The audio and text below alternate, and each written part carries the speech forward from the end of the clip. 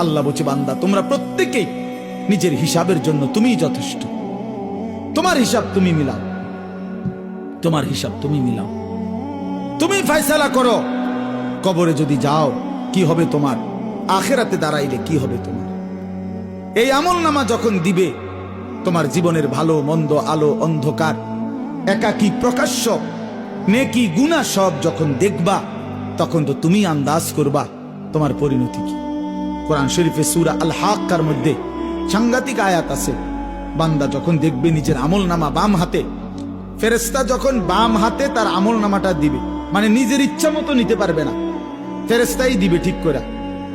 যার আমলনামা বাম হাতে দিবে, সেটা বাম হাতে পাইয়েই চিৎকার শুরু করবে, সে বুঝবে আমি শেষ।